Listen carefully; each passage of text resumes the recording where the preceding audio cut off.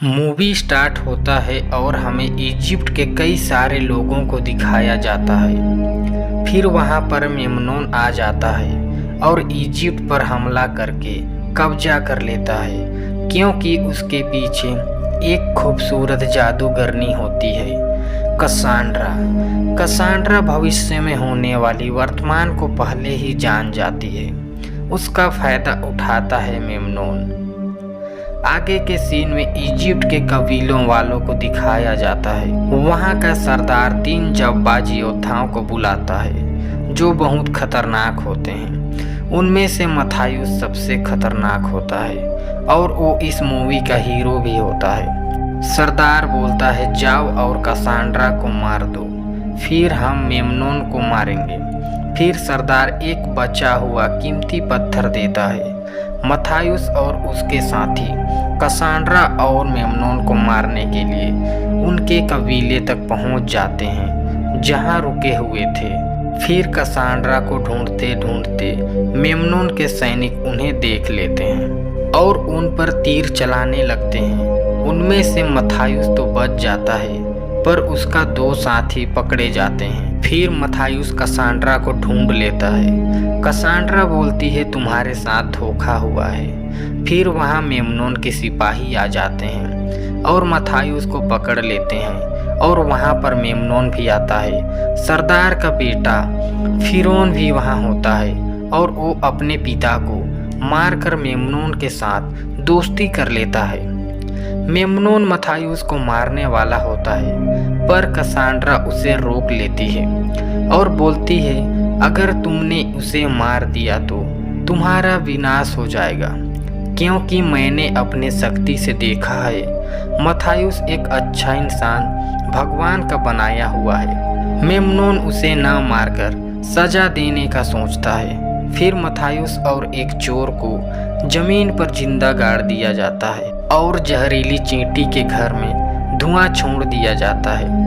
वो चींटी इतनी खतरनाक होती है कि किसी को भी पल भर में कंकाल बना सकती है। चींटी उन तक पहुंच पाती उससे पहले वो दोनों वहां से किसी तरह निकल जाते हैं। फिर मथायुस और चोर दोनों दोस्त बन जाते हैं और मेमनून को मारने के लिए उसके राज्य की ओर जाते हैं। फिर हमें कसांड्रा और मेमनून को दिखाया जाता है। फिर मेमनून बोलता है, बचे हुए कबीलों वालों को मारकर मैं उन पर कब्जा करूंगा, पर कसांड्रा मना करती है। मेमनून बोलता है, मैं सारी दुनिया जीतकर तुमसे शादी करूंगा और पूरी दुनिया पर राज करूंगा। फिर कसांड्रा बोलती है, अगर मैंने रिश्ता बनाया तो मेरी शक्ति हमेशा के लिए खत्म हो जाएगी। आगे के सीन में मथायुस और चोर मेमनून के राज्य में पहुंच जाते हैं। फिर एक बच्चा मथायुस का कीमती पत्थर चुरा लेता है और वहां से भाग जाता है, पर मथायुस उसे पकड़ लेता है। मथायुस उस बच्चा को कहता है, मैं एक कीमती पत्थर तुम्हें दे दूंगा, तुम्हें कुछ काम करना होगा, तुम मुझे मेमनून का पता बताओ। बच्चा मान जाता है और उसे एक वैज्ञानिक के पास ले जाता है। वो वैज्ञानिक मेमनून के लिए नए नए हथियार बनाता है, पर वैज्ञानिक भी मेमनून को पसंद नहीं करता है। फिर वो बच्चा मथायुस को मेमनून के पास ले जाता है। मथायुस उस बच्चा को कीमती पत्थर दे देता है। मथायुस मेमनून को तीर से मारने ही वाला था तो देखता है उस बच्चा को मेमनून के सिपाही पकड़ लेते हैं। फिर मेमनून उस बच्चा का हाथ काटने के लिए आदेश देता है, पर मथायुस बच्चे को बचाने के लिए उस सिपाही पर तीर चलाता है जो सिपाही हाथ काटने वाला था। फिर वहां के सिपाही मथायुस को देखते हैं और उस पर तीर चलाने लगते हैं। मथायुस बचने के लिए वहां से किसी तरह भाग जाता है और एक कमरे में घुस जाता है।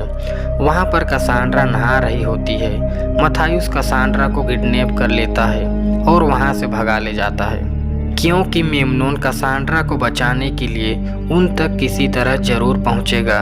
तब मथायुस उसे मार देगा और उस जादूगरनी को भी मार देगा। मथायुस उसे लेकर मुर्दा घाटी की ओर चला जाता है। फिर रात हो जाता है और वो तीनों एक जगह सो जाते हैं। कसांड्रा उठकर वहां से भागने लगती है, पर मथायुस उसे पकड़ लेता है और उसे पूछता है, क्या तुम मेमनोन के पास जाना चाहती हो? कसांड्रा बोलती है, नहीं, मैं उसके पास कभी नहीं जाना चाहती, क्योंकि वो मुझे बचपन से बंदी बनाया है। फिर मथायुस बोलता है, उस दिन तुमने मेरी जान क्यों बचाई? उस पर कसांड्रा बोलती है, मैंने अपने शक्ति से देखा था, तुम मुझे वहाँ से एक दिन जरूर छुड़ा लोगे। आगे के सीन में मथायुस उन सिपाहियों को देखता है, मथायुस को मारने के लिए आ रहे होते हैं। मथायुस जान जाता है अभी रेतीली तूफान आने वाला है, इसलिए अपने आंख पर पट्टी बांधकर मेमनोन का सिपाहियों को मारने चला जाता है और उन सबको एक एक करके मारने लगता है। पर एक सिपाही मथायुस को तीर से मार देता है, जिस तीर में खतरनाक जहर लगा हुआ था। आगे के सीन में मथायुस पूरी तरह से घायल हो जाता है, जहर उसके पूरे शरीर पर फैल चुका था। कसांड्रा अपने शक्ति से जहर को बाहर निकाल देती है और मथायुस का जान बच जाता है। अगले दिन वैज्ञानिक उमलोक के पास आ जाता है और पानी के तलाश में एक तालाब के पास पानी पीने चले जाते हैं और उन लोगों को दूसरे कबीले के सिपाही बंदी बना लेते हैं। फिर उस कबीला का सरदार बाहर आता है। मथायुस और सरदार पहले से ही एक दूसरे को जानते थे, पर एक दूसरे के बिल्कुल पसंद नहीं करते थे। फिर उन दोनों के बीच युद्ध होता है। मथायुस उसे हरा देता है, फिर उसे बोलता है, हम दोनों का दुश्मन एक ही है, मेमनोन, हमें उसे मारना चाहिए, ना कि आपस में लड़ना चाहिए। कबीले का सरदार मान जाता है और उन्हें कबीले में रहने का इजाज़त देता है। फिर कसांड्रा अपने जादू से देखती है, मेमनोन उस कबीले में हमला कर देता है और वहाँ के कई सारे लोग मारे जाते हैं। कसांड्रा इस बात को मथायुस को बताती है। सुबह होने से पहले कसांड्रा वहाँ से चली जाती है, वो नहीं चाहती उसके वजह से कबीले वाले मारे जाएंगे। मथायुस नींद से जागता है, कसांड्रा वहाँ नहीं होती है। अगले सुबह मथायुस और सरदार का पूरा टीम मेमनोन को मारने की तैयारी में रहते हैं। कसांड्रा भी मेमनोन के महल पहुंच जाती है। कसांड्रा बोलती है, कल तुम युद्ध में जरूर जीत जाओगे। मेमनोन को उसके ऊपर शक होता है। कसांड्रा अपनी शक्ति खो दी है। मथायुस और सरदार का टीम मेमनोन को मारने के लिए वो लोग भी पहुंच जाते हैं। वैज्ञानिक और चोर बारूद को महल के नीचे रख देते हैं। फिर मेमनोन कसांड्रा का शक्ति का परीक्षा लेने के लिए वहाँ 6 पोट मंगाता है और 4 जहरीली सांप भी मंगाता है, पर कसांड्रा सांप वाला पोट पर हाथ डाल देती है। मेमनोन कसांड्रा को मारने ही वाला होता है, तभी वहाँ पर मथायुस आ जाता है। मथायुस और मेमनोन का घमासान युद्ध होता है और मेमनोन को जान से मार देता है। तो दोस्तों, इस मूवी में अगर आपको ज़रा सा भी इंटरेस्ट लगा तो चैनल को सब्सक्राइब और वीडियो को लाइक ज़रूर करें।